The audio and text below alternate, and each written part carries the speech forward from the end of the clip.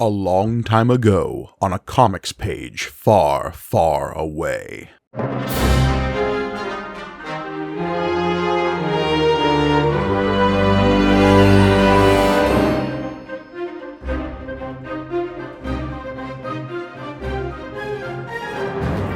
Greetings and welcome to May the Panel Be With You, the Star Wars comic book show brought to you by the Punch Up Entertainment Network. I'm your humble host, Mike Gargoni, and joining me, as always, the Fen Shisa to my Toby Dalla, it's John Campbell. Mm-hmm. That's right. You've been waiting for these guys, all right? Everybody's been clamoring. When are they showing up? When are Fen and Toby coming, man? Well, Fen and Toby are here. Fen and Toby are now. Fen and Toby are here. Yeah, get your cosplays ready. And if your cosplays are slightly more green Boba Fett, then you've got it right nail on the head. Yeah, just make sure you got a ton of green paint and slap that on your already made Boba Fett costume, and you are good to go. What if the painting process in the toy factory was just green? Remember how they made which was the G.I. Joe where they just painted it all black? It's Snake Eyes, of course. Snake Eyes, of course. And he became the most popular. What if they did that with Boba Fett, but it was just green? Mm-hmm. I mean, that's cool. Which is funny because Boba Fett, of course, already is just famous for looking like that. Yes. You know, right? His main thing is that he looks awesome. But yes, of course, before we get too excited about what we're talking about, we are, of course, talking about issue number 68 of Marvel Star Wars. This particular issue was released in 1983. The month was... hell, man, I am all over the place this morning.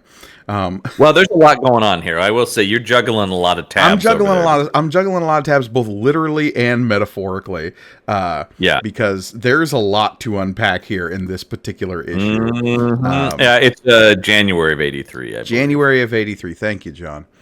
We're finally in the year that Return of the Jedi comes out. Mere months away. Mm-hmm. And as such, of course, we have to make it seem like this story is going somewhere.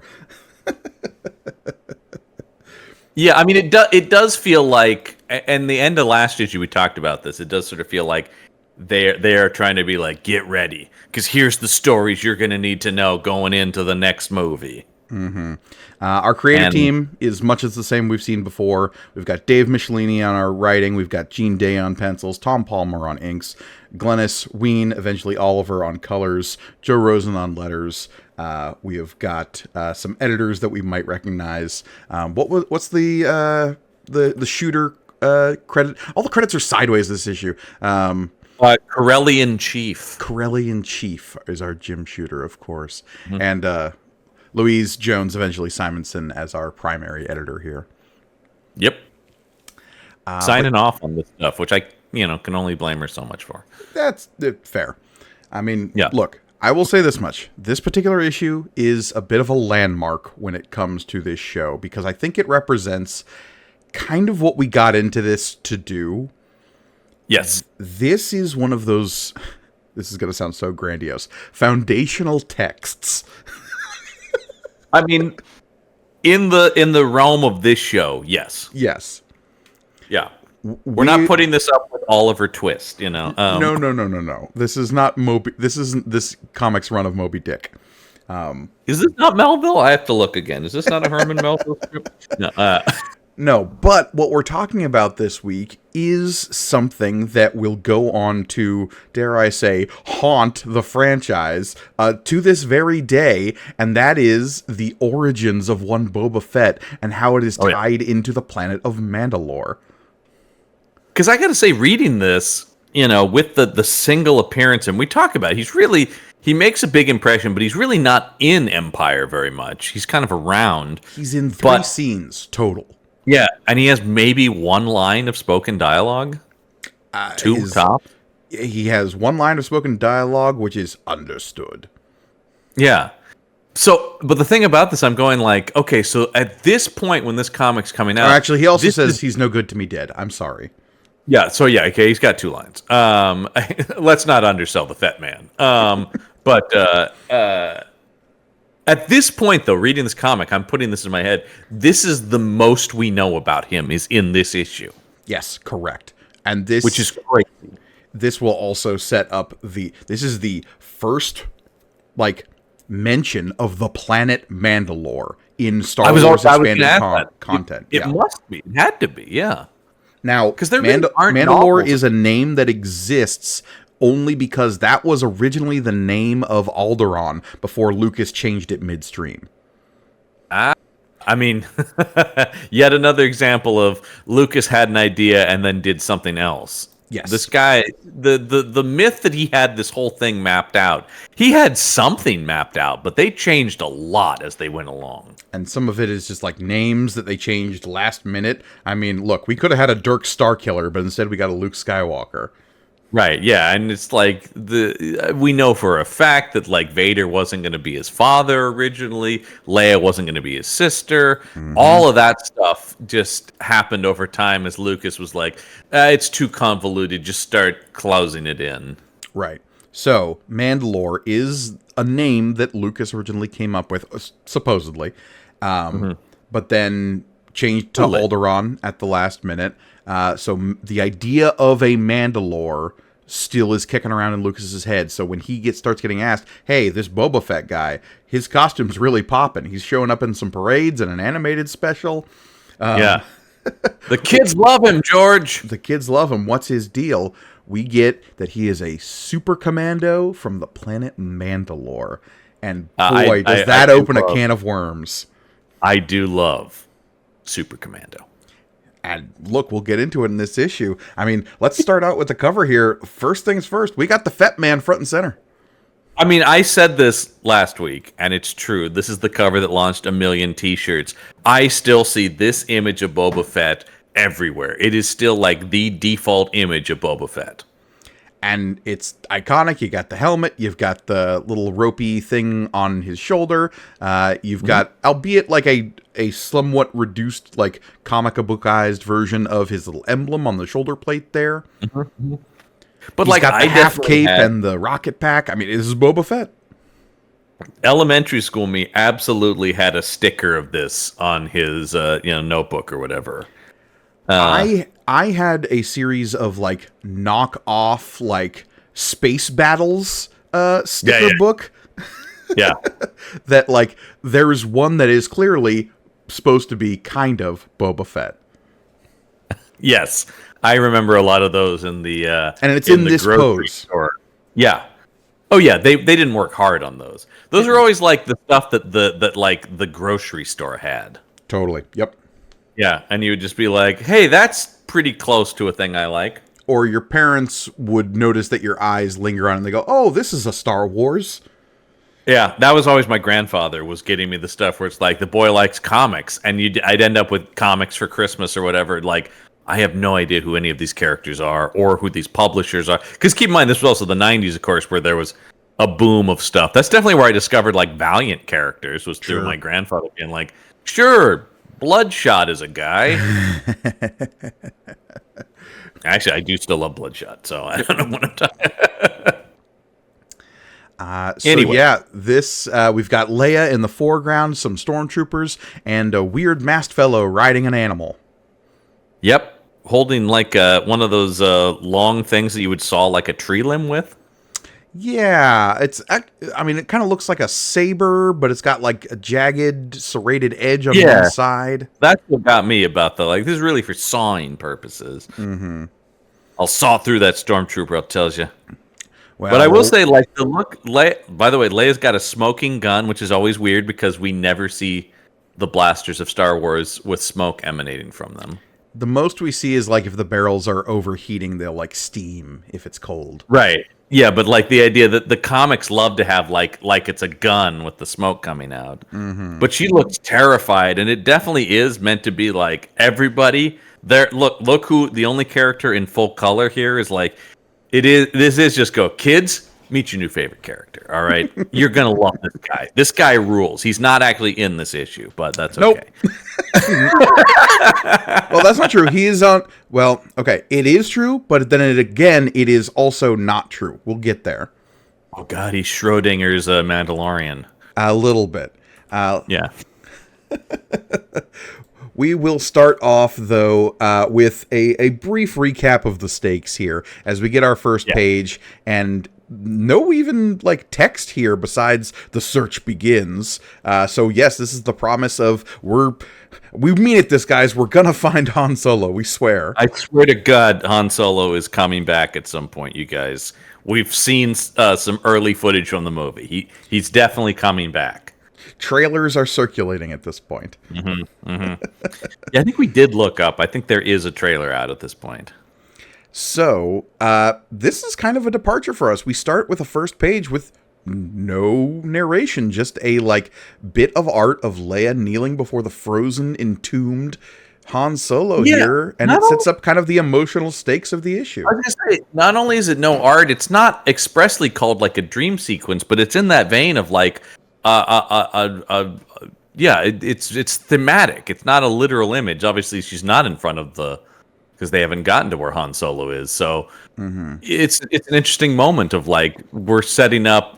This is what Leia's goal is to get her man back. Yeah, because look, this issue has its problems, but I think the emotional stakes are very clear throughout.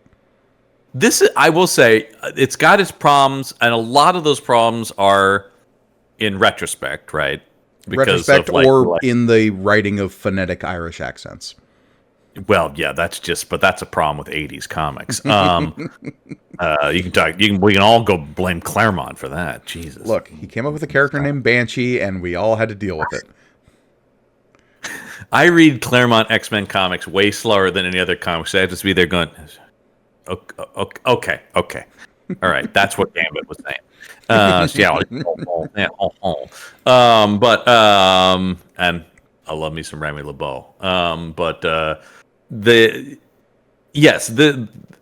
I will say, on the positive, this is at least trying to seed emotional stakes to the movie that's coming out. And that has often been our complaint, is this thing feels like it's been treading water.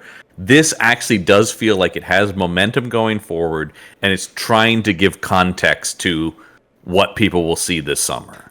Yep. So I commend them for that. At least, there's some ambition to this story that we have been missing. And right off the gate, we get in with our heroes as, for some months now, the caverns that run beneath the planet Arbra have served as home for the rebel base in the outlawed Rebel Alliance.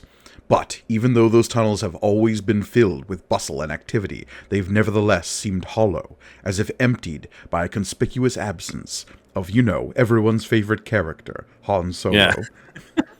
We've noticed the sales have been slagging since we lost this guy. I don't know if that's true, but it does sort of feel like it's just like they miss Han Solo, you miss Han Solo. We're all in the same boat, readers. And so now everyone's got their hands in. Chewie, Lando. Lando's hand is Caucasian. But let's just. Oops. Too late. It already went to the printers. Yeah. We've also got everyone's hand, including 3PO and R2. And R2 has a weird, node coming in from the side to go with the... Very weird. This is another thing that, is a fine image for a comic book. Trying to imagine them doing this with the actors and the puppets in the movie. I don't see that happening. All right, everybody, hands in. Also, I don't love the Three Musketeers reference because it makes me wonder...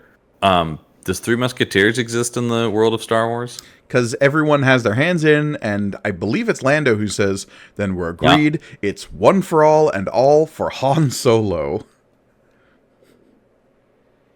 Sure. Yeah. So we get this sequence here where our heroes are all going to split up. We've got Chewie and Lando going off, Luke and R2, and Leia and 3PO, and they're going to split up because, as we learned last issue, there were 3 bounty hunters that were working with Boba Fett, but Boba Fett cut them out of the deal so that he could deliver Han Solo to Jabba the Hutt. Now, as we establish here, we're back to talking about... next page we'll say, it's Jabba the Hutt with 1 T again. Not quite sure what's going on there, but... They seem to be confused about which Jabba he's being taken to. And maybe that's part of the problem. That's why we can't find this guy. It's just a huge problem, man.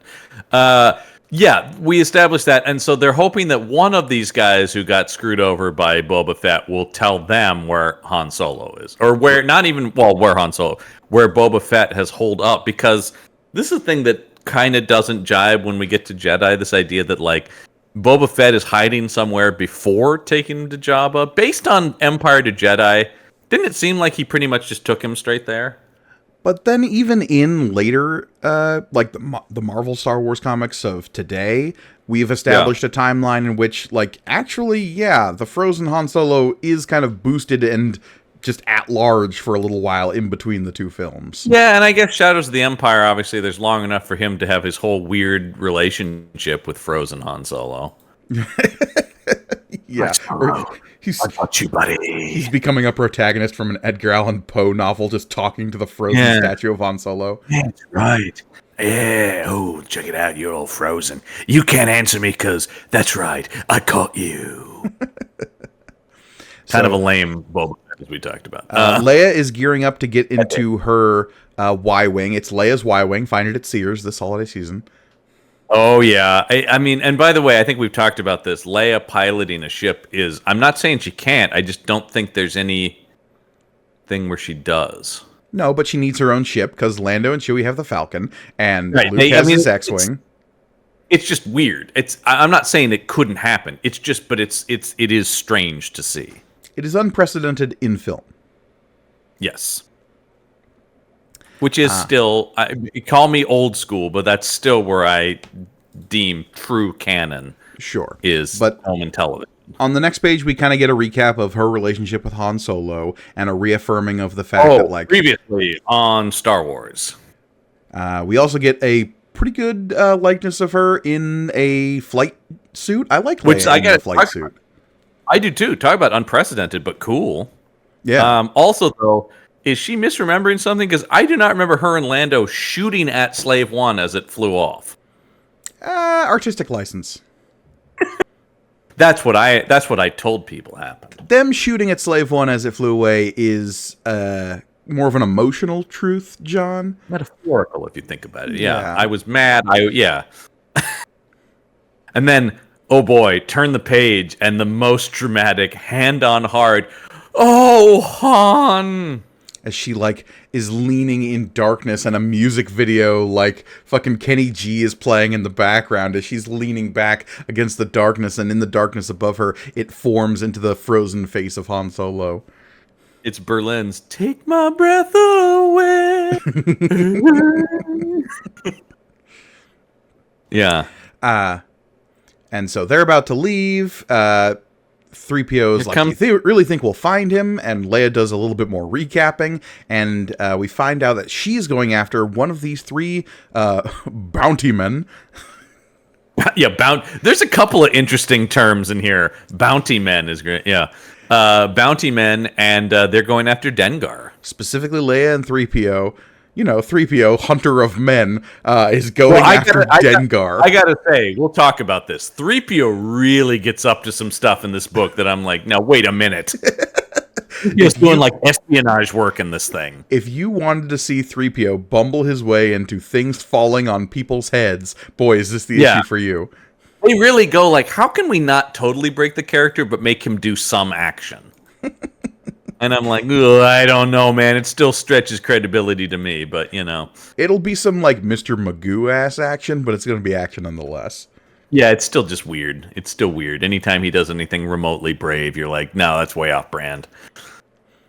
So, yeah, the last fuel checks are happening. She gets waved out, and we have this awesome page of X-Wing, Falcon, and Y-Wing all taking off from Arbra. It's very cool. It's very cool. The three unique vehicles rocket into the void, each sold separately. Yeah. Mom, I need all three so I can reenact this thing from a comic book! I definitely did have all three of these. But I do like the passage here as it says, each carrying passengers whose pasts are as diverse as their future is common, and they now share a single immutable goal, the salvation of a friend. All for Han Solo. All for one, and one for Han Solo. I don't know. Yeah. One for all and all for Han Solo. There we go. Sorry. Not a Yeah. big Three Musketeers guy. I am, but that shouldn't shock anyone. No, not one bit. I may have just bought the Criterion Collection of the 70s Three Musketeers movies like yesterday, so... Nice. So yeah, we're taking off, and we immediately get to a double-page spread. This is going to be an issue for double-page spreads. It is. I mean, there is a sense that they really want this to be grandiose, right? This is big. This is like, you guys have been reading these comics, all right? And it's almost like this one is going like, look, these stories haven't mattered, but now they do, you know? Yeah. Strap in. We're going to get serious now. This is big. This is big. The movie is imminent, you guys. You're excited. We're excited. Let's do it. So, the spacecraft diverge from each other, jumping in different sectors of hyperspace, on a journey which, some while later, takes Princess Leia to... Mandalore! Mandalore. Yeah. Fan favorite. Somewhere in the background, we have that song that plays during the menu screen of Star Wars Battlefront 2. No, not the new one, the old one. It is that chant that is written in Mando the language invented by Karen Traviss, who wrote a lot of the, the Republic Commando novels. And she's actually the one who's responsible for, fleshing out a ton of Mandalorian history and backstory. That's cool. It's like Ron Moore and the Klingons. Yeah. Like, all Klingon stuff basically goes back to Ron Moore. Yeah, and so much Mandalorian stuff goes to Karen Traviss. Yeah. That being said... this is going to be inconsistent with a lot of Mandalorian stuff we've seen. It is and it isn't. We'll get there. Yeah. Yeah, okay.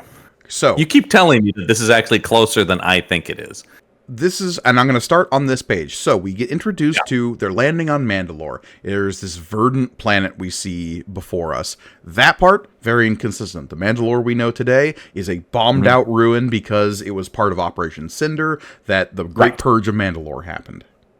Yes, it got glassed, basically, is what they say. Right? Basically, yeah. The Night of 1,000 Tears, there was an epic bombing run, and that happened basically right after Return of the Jedi, and that decimated and annihilated the surface of Mandalore. Not that the surface of Mandalore was great to begin with.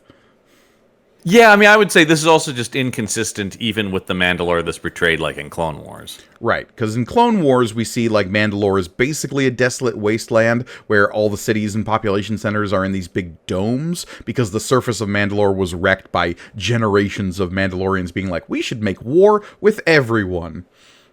It's kind of their thing. They're an aggressive people. They are an aggressive people. So, already a little inconsistent. Now, that being said, eventually stuff like this will be adapted into the Moon of Concord, which is like the orbiting moon around Mandalore, which is a little bit more lively, a little bit more verdant, and that's where a lot of the warrior cultures are being...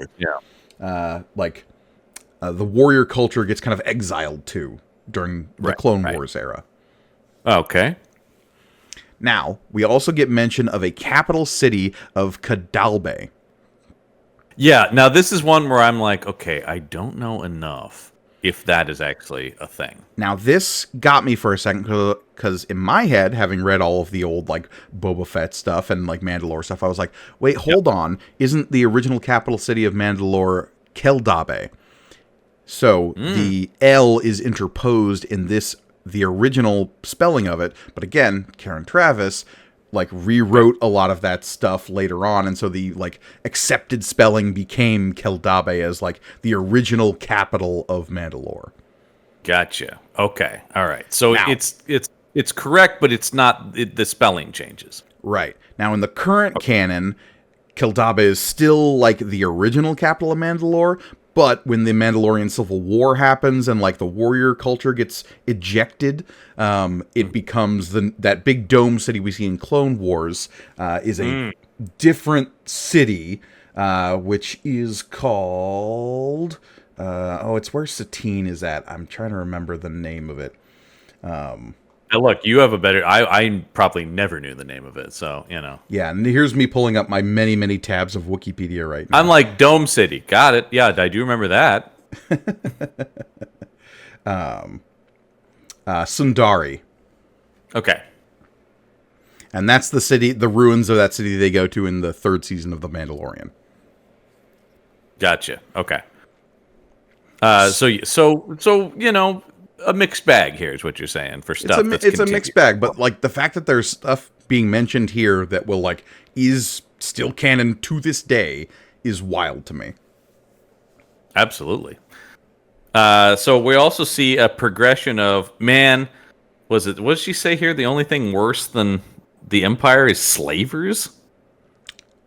One could argue that fact, yeah. But in this particular instance, these slavers suck.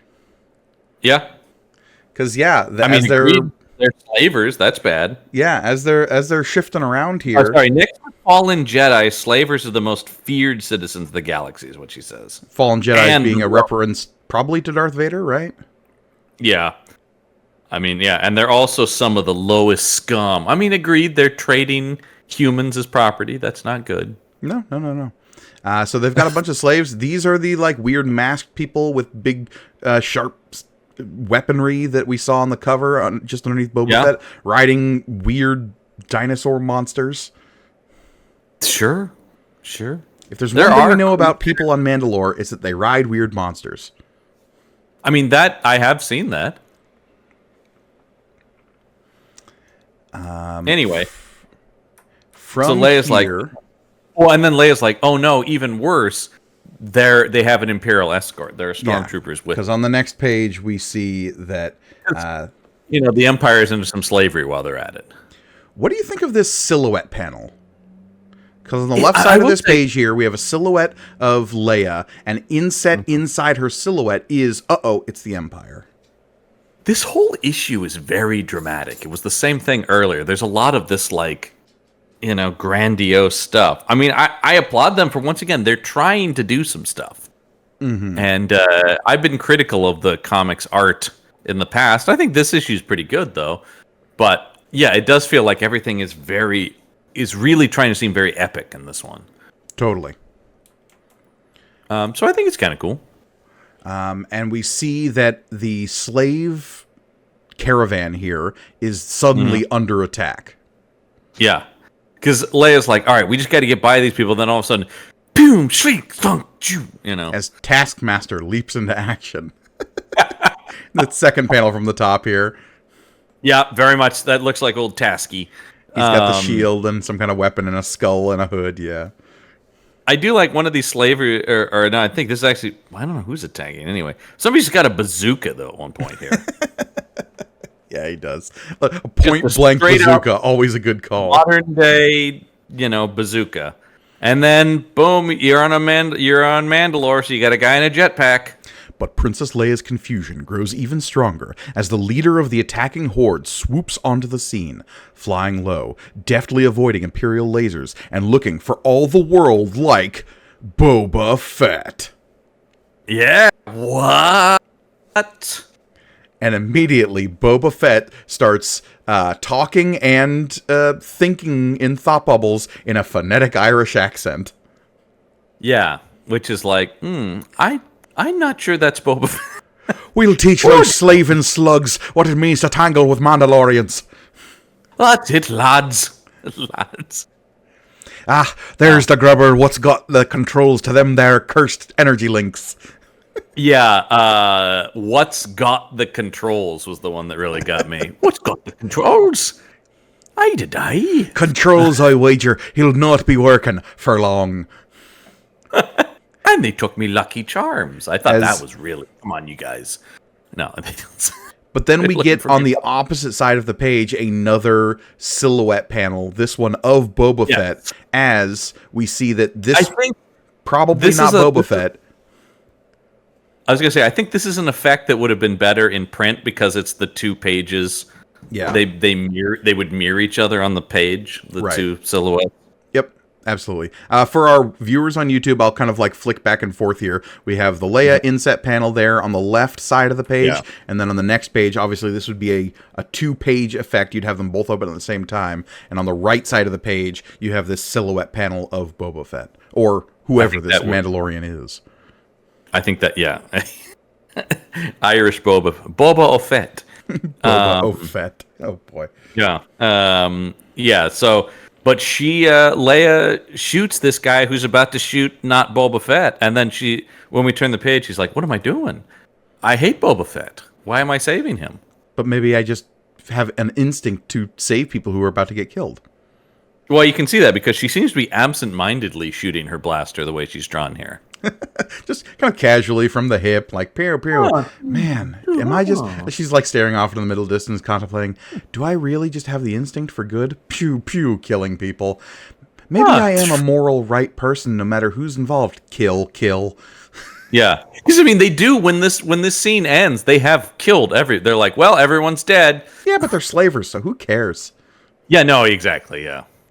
Send them to hell. They're slavers and space Nazis, right? Like, you know. While this is happening, though, let's get a little bit of physical comedy into the scene. Death. Here comes 3PO going, oh dear. You wouldn't consider negotiating this matter, would you? God damn it. I did think when they split off, I'm like, boy, Leia has really been handicapped here by having 3PO with her. And there's some dropped line a few pages ago about how, like, well, most Mandalorians speak basic, but just in case, 3PO, I need you along to translate. Yeah, it is the flimsiest reason to have him here, right? Yeah. It's like they always have to be like, well, how do we get 3PO in there? We gotta get 3PO in there. It's like, counterpoint, you don't. Counterpoint, charades, also an effective translation method. Yeah, it just seems like a lot of the stuff he does in this would make more sense if it was R2. I guess, because, yeah, we get the 6 panels here of 3PO being like, please don't stab me with your fantasy sword. And this guy going, stand still so I can stab you with my fantasy sword. And then basically his fantasy sword does him in because when he reels back to cut 3PO, he accidentally cuts the branch above him, and that knocks him out. And then we get, like, serial killer 3PO of just him completely black except for two wide staring eyes. Well, I certainly hope that will teach you not to accept to accost a protocol droid, ruffian. Yeah. Ooh, man, busting out the R word. For a single panel, 3PO turns into 000, who specializes in etiquette, punctuation, and torture. I would love it if pushed into the corner, he's like, you've activated my murder protocols. Like, if a situation gets bad enough, 3PO just starts killing, that would actually be pretty rad. I would hate that. Well, I mean, yeah, that would make no sense, but... Yeah, again, especially in a world where we now have our beloved 000. We have a 000. We have our evil protocol droid. I'm fine with that. Yeah, well, he's great. So they kill everyone. Yes, everyone is dead. There's literally a pile of bodies on the ground. And in the aftermath of the fight, Leia's like, ugh, Boba Fett. And this guy's like, Boba Fett? No. I ain't Boba Fett, not one bit. No, it's me, Peter O'Toole. No, this is Fen Shissa. Fen Shissa. Who immediately, the way he's drawn is like, why, hello there. Because he takes off his helmet, and this is some, like, 20 or 30s era golden age of Hollywood, like... No, that's why I said Peter O'Toole. Honestly, It looks like Peter O'Toole from, like, Lawrence of Arabia at his most gorgeous leading man. A sweat you want him to hair, take the helmet off. You want to take the helmet off and shake the hair out and just be like, hello, I'm Fen Shissa. This might as well be Janeway's hologram boyfriend from that one season of Voyager. Oh, God. Ugh. Some of the worst Star Trek. Ugh. Look, she's a woman with desires and needs, John. I love Janeway, but she may be one of the most boring characters in Star Trek based on what her holodeck adventures are. Then she stopped doing that to go hang out with Leonardo da Vinci. Early turn of the century European romance novels aren't your she's just like living out the events of Jane Eyre, you know. It's like, great, that's cool. I mean, she's not as lame as Archer with his water polo, but you guys want to watch the water polo match? Oh, like he's not even participating; he's just watching it. Yeah, And then talk about back when I was on the water polo team, you used to have Trip being like, "Oh God, please kill me now." Anyway, that was Star Trek Corner. That's fair. Anyway, but this is Fen Shissa. He's the leader of this. I'm the leader of this hardy crew, and you, if in me memory or likenesses can be trusted, are that princess lady from the Rebel Alliance. Yeah, we're all good, sort of. Would you be joining us for a little victory feast now? And Leia's like, do I have a choice? And Fen Shissa, revealing that he is both charming, but also maybe a little dangerous, says, no, you don't have a choice. But doesn't that just make me all the more attractive? So yeah, here they go to his village hideout. Yeah, this is another big 2-page spread. Less impressive than the last one, but this is like, what if the Mandalorians were also the Lost Boys? It very much feels like the Lost Boys, yeah, or like the Sherwood Forest Robin Hood stuff. We've got a bunch of like literal, they look like birdhouses coming out of the sides of these trees. And she says, this is very quaint. He goes, quaint is it? And I suppose you live in a grand palace these days, all made out of pink marble and finery. And before she has to sadly go, actually, no. Yeah, remember Alderaan, that thing that got blown up and everyone died? Yeah. Never forget. Never forget Alderaan. So this is the Mandalorian Resistance, as we are slowly introduced to it. We have Fen here talking to his men. Now, nobody else is dressed like him. So he's the one in the iconic like Mandalorian helmet and armor. Everyone else is sort of just generic sci-fi soldier. This is a thing, too, that obviously kind of throws us as future fans of it, because his Mandalorian armor you would think would be more unique to him, based on what we now know of Mandalorians. I don't hold that against us because they don't know. But the idea that it's just like, oh, all Mandalorian armor looks basically like Boba Fett's. And, of course, we can get into a whole thing. We shouldn't because it would derail the podcast, but a whole debate about, like, is Boba Fett even technically actually a Mandalorian? Well, as of this comic, he absolutely is. Sort of. He very much is, yes. Of course, this will be completely undone by Attack of the Clones. It will until it won't. Okay. You keep telling me that. I want you to tell me how that makes sense, but... Well, when we get this guy's backstory, I will start explaining. Because on this next double-page spread, we're going to get this guy's whole ass backstory. I gotta say, this is becoming a running problem in this comic. Please stop with the like, hold up, let me tell you my whole deal. That feels like that happens in every issue. So, here we get this big double-page spread of 3 Mandalorians, all kind of looking like Boba Fett, firing their guns while in the background, a war were happening. Do you like how they're all just slightly different shades of green, and that's all that separates their outfits, basically? One is forest, one is olive, one is mint. Yeah. That's it. They're all various kinds of green. That's all that separates each individual Mandalorian.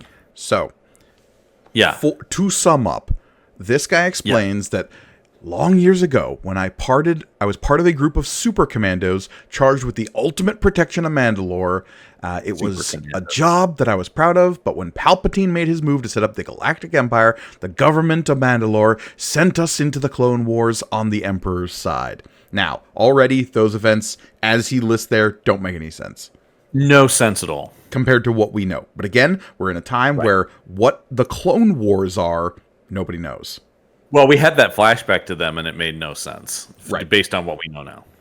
So this is sort of suppositioning that, like, the Clone Wars was the event that put the Empire in charge, which is technically true, but from a certain point of view. But he's also talking about it as if the Emperor was already the Emperor when the Clone Wars started. And, like, the Empire was a side of the Clone Wars, which, again, technically kind of true. Yeah, but just it's not quite right. Right. But here's describe that now, we also have a Palpatine in the art here that is just a member of the Serpent Society, or well, yeah.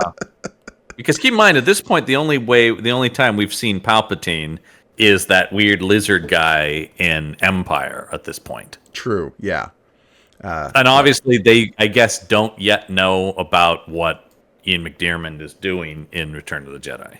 Right, because the guy who was originally in Empire was just a whole other actor with a bunch of prosthetics on his face.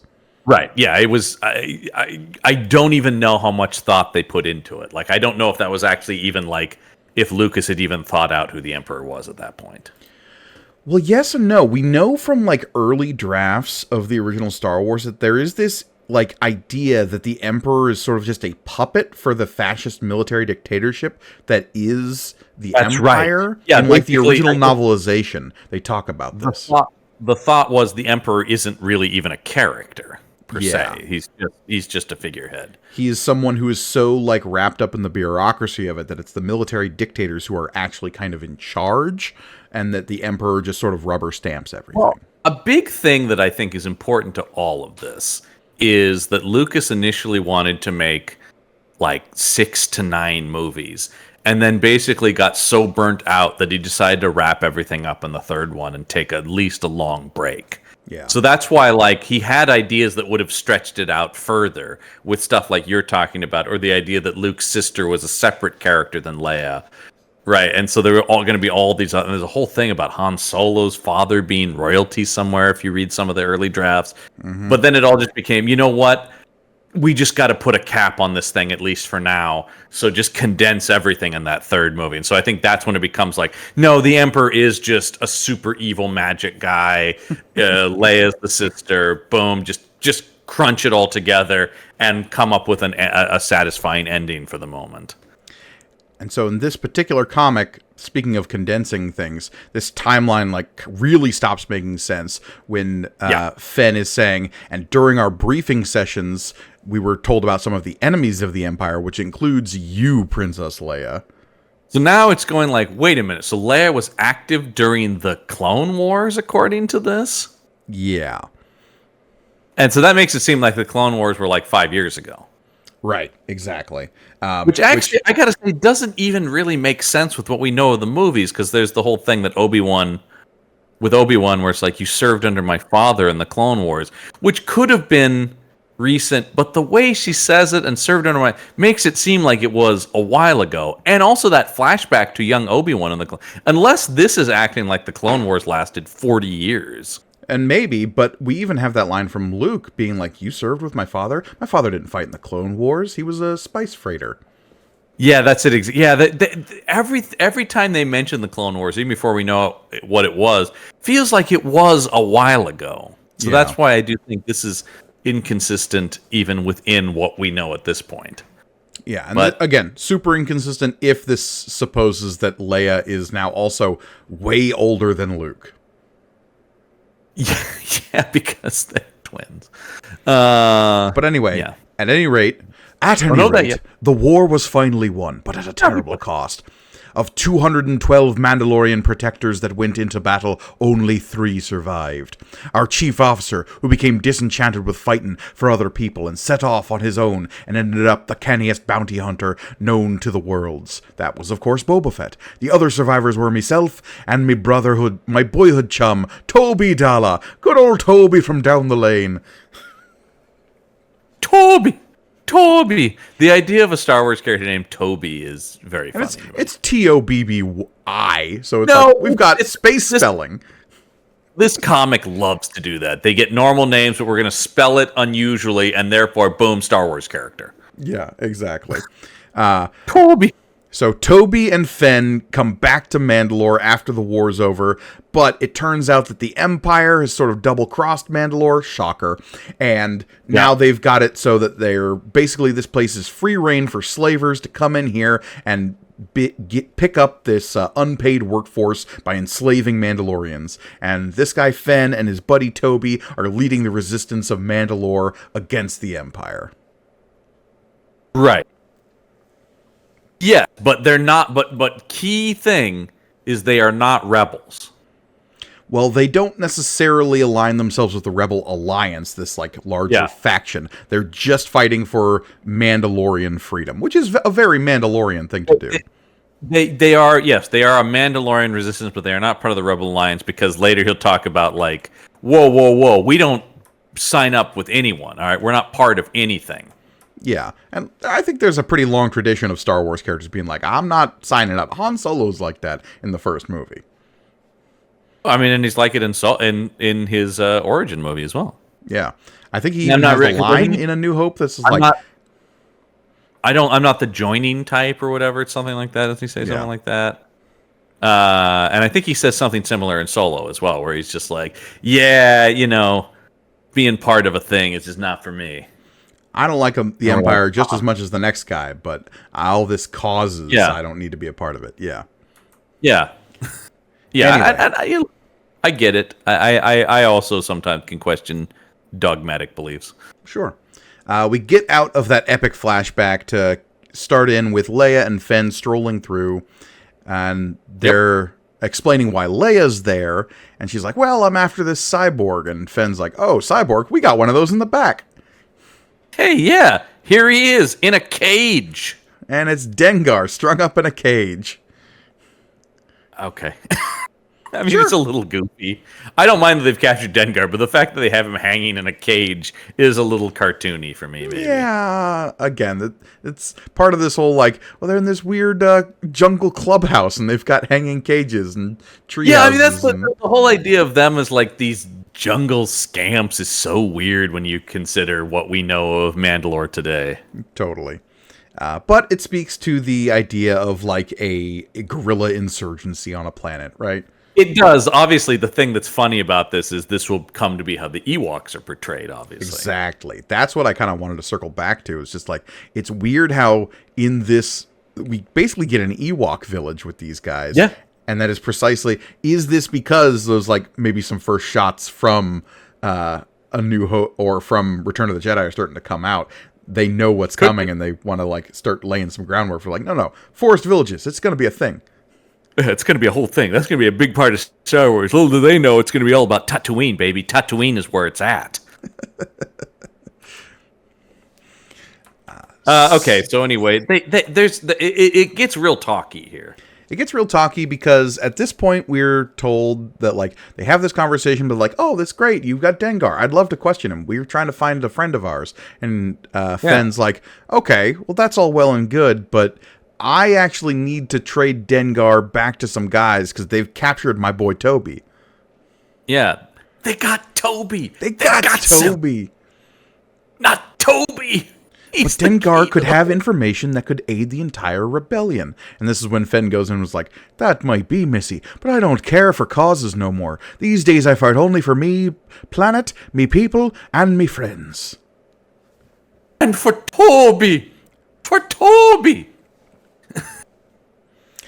Meanwhile, Dengar, in the most psychotic image in this entire issue. Oh, yeah. Yeah. Has this panel where he's like, hey, princess, if you bust me out of here, I'll tell you anything you want to know. All of a sudden, he's in like a Cagney movie going, come here a minute. Hey, come here. I'll tell you everything you want to know. Just get me out of here. And once again, we don't have a context for what Dengar sounds like. He's like... He doesn't say anything in Empire. No, and look, Dengar's voice is whatever... It does make me think his voice is kind of like this. Come here. All right, just get me out of here. Like... He's a Borg, though, lest we forget. He's a cyborg, and these comics have a long history of being real racist against cyborgs. Well, because Fenn does say, look, even if you can question him, he's a cyborg. They don't talk. Like, they don't... Then he's not going to give it up.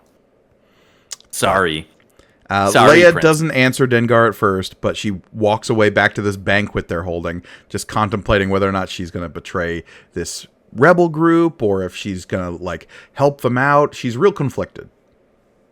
Well, because, like, their cause is just in and of itself, but right now it's conflicting with the Rebel Alliance's cause. So it's sort of a thing where it's like, we both, it is is the enemy of my enemy my friend. Yeah. No, it's some good stakes here, I'll say. It is, as always with this comic, like or not always, but as is a lot with this comic, there's a real underpinning of a good story, but a lot of the execution is a little goofy. Speaking of goofy execution,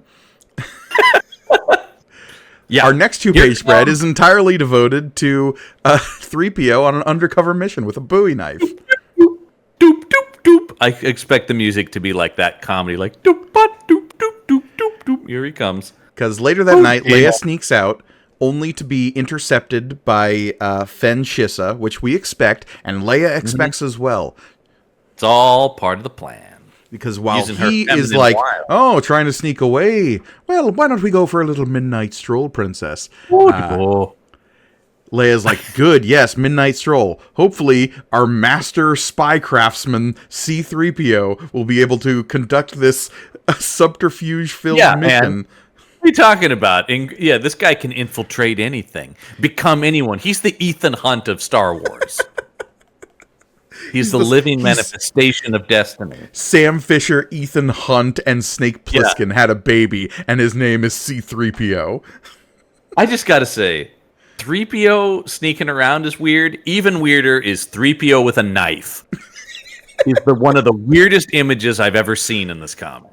Because we come back to Dengar's cage suspended in the air, and 3PO is shuffling around in the bushes, and he makes some noise to try to distract the guards. He then has to make an even louder noise to keep distracting the guards.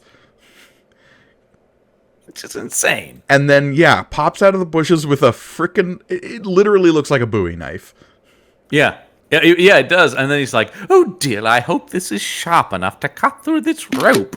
And again, the fact that the cage is being held up by a rope.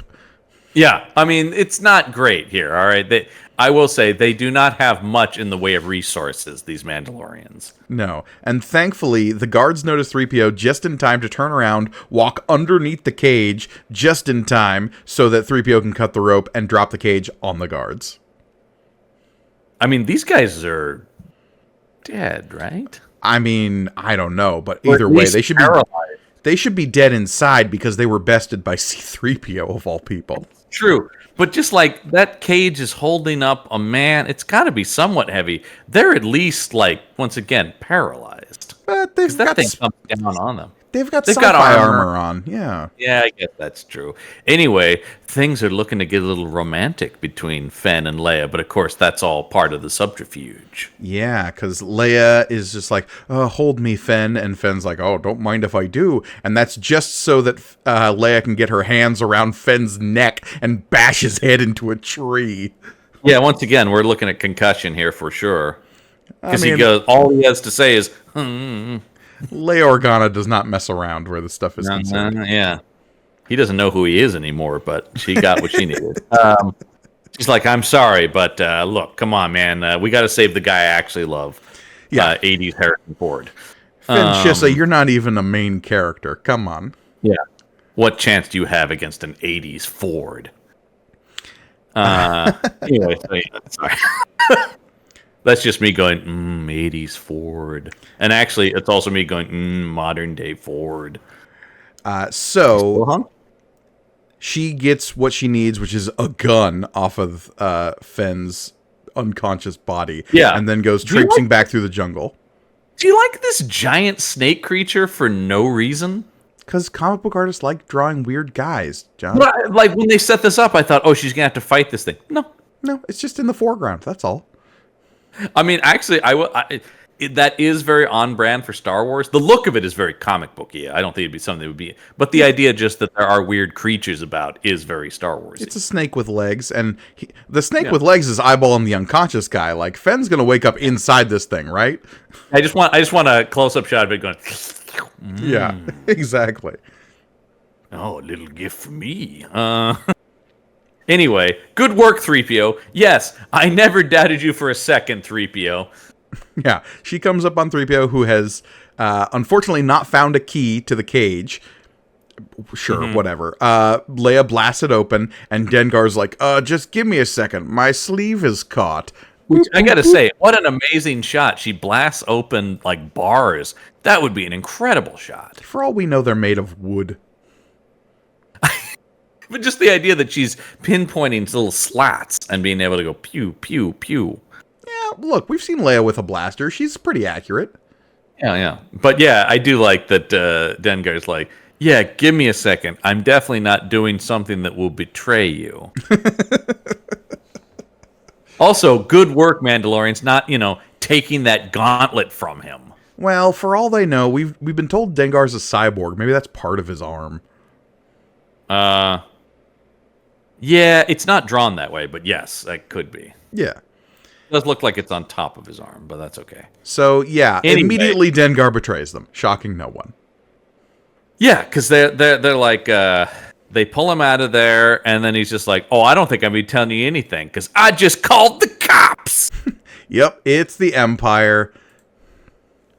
I'm going to sick the fuzz on you, is basically Because what it is. Dengar is just like, well, I could tell you where Han Solo is, or I could collect the bounty on your head. Which do you think I'm going to do, princess? Yeah, come on now. Come on now. It's me. It's Dengar, all right? Everyone's favorite Dengar. Who else but Dengar, right? It's the Cue theme music, freeze frame credits. Well, I will say this little grin on his face could be the freeze frame. What's this? See this? It's a homing signal linked to the stormtrooper garrison in Cadalbe. I was going to activate it at Shissa's camp to bring the troopers there, but then I saw you. Wah, wah. What was he waiting for to activate it? Oh, no, what was he waiting for? Everyone to get back to the camp, I'm assuming. I guess. Was everyone not back at the camp? Shissa wasn't. He brought back Leia. Oh, yeah. But there was a while when Leia was there that he could have activated it. Yep. Look, I'm willing to let it slide because I don't consider Dengar the brightest bulb, but it did seem like she was there for at least a couple hours, probably. John, are you saying a guy who names his spaceship the Punishing One isn't the brightest bulb in the case?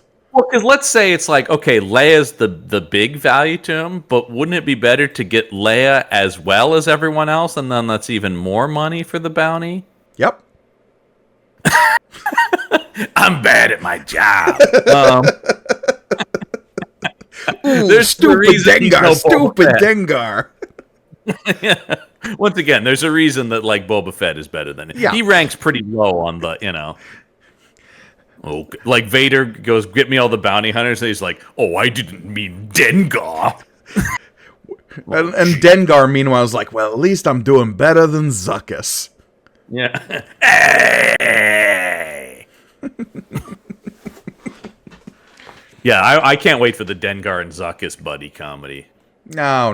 Zuckuss would not stoop that low. Because while Dengar thinks he's doing better than Zuckuss, Zuckuss is like, but I'm no Dengar. And everyone else just lets each of them believe that the other one is the worst. Yeah, exactly. Happy. Yeah. We all know that it's IG-88 who's pulling the strings the whole time. 100%. Yep. He's the brains, no question. Meanwhile, no one's even thinking about Bosk. No. Bosk is always thinking about Bosk, but nobody else is. That famous catchphrase. Music to my ears. Anyway, the Empire shows up. We get an AT-ST, kind of. I think it's an AT-ST. It's a weird design, though. I've never seen one with the glass window. Yeah, but it's got the AT-ST. This one looks a little bit like a design we'll see later in the Clone Wars show. That is used by clone troopers, and so I think this is maybe based off of some Makiri art that is then like repurposed later. Because one of the things Star Wars is very good at is everything gets recycled. No idea or concept isn't like there for the taking later on. Right. Exactly. Which I kind of love about it, where when you find out like how much of the Mandalorian is like, oh, that was like a tossed away sketch of an idea, and now it's like a huge part of the show. Right. I mean, obviously, favorite example is like unused concept art for what Chewie is supposed to look like eventually becomes Zeb from Rebels. Yeah, man. And Zeb rules. Zeb does rule. We stand as Zeb on this show.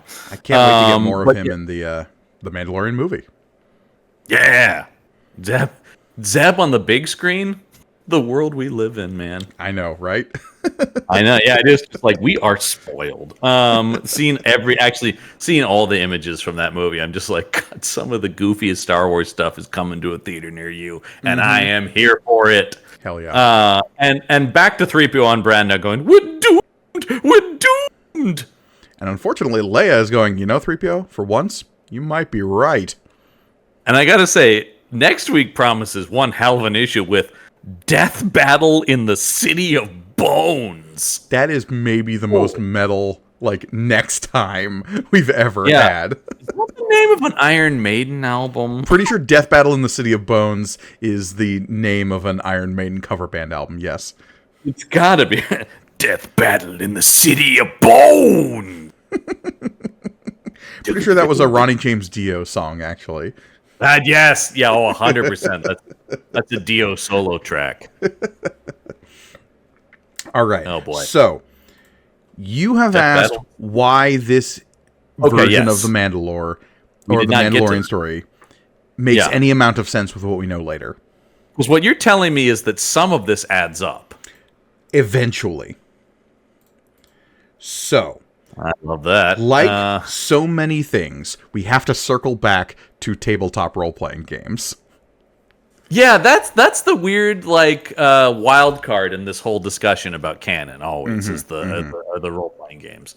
So, the Star Wars role-playing game published by Wizards of the Coast, so this is late after the West End one. This particular one is in 2004, so this is stuff that's being published after the prequels. Right, in the next weird dead zone of Star Wars. Right. After the one we grew up in comes the 2000s. This is one in which, we now have where Boba Fett comes from canonically. It is shown in the movie that he is a clone of Jango Fett and puts to rest all other origin stories. Okay. Yes, right, yes. So, in order to loop back around and make this Boba Fett technically still sort of canon... Which nobody was bothering them to do, but okay. But they're gonna do it anyway. They have to invent a new character who is yet another clone of Jango Fett. Oh, get out of here. Get out of here. Nope. So, we have this backup clone who is known as Spar, also known as Alpha O2, also known as Mandalore the Resurrector. Oh, jeez. So, keep in mind in this book going forward that this is a guy pretending to be Boba Fett, but knowing that he is not, but he is still a clone of Jango Fett, so he kind of is Boba Fett. These are the moments when I'm like, what have I devoted my life to? God. No one needed this. No, absolutely not.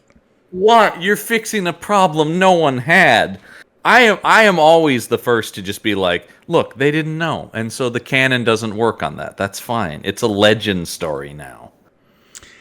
It's a legend story, but you know what? There's a lot of stuff here that is going to become more and more important going forward. How many issues do you think Fen Shissa is going to hang around for? Oh, God, I thought this was the end of him. Oh, hell no, John. Strap in till the end of this frickin' book. The main character. Not the main character, but there are panels of him sitting next to Han Solo later on, so look. No! Look, I'm sorry I kissed your girl, okay? She knocks me out right after if it gives you any comfort. He gets some rad-ass white armor down the line. Okay. I mean, I don't hate him, but it is just what a rando character.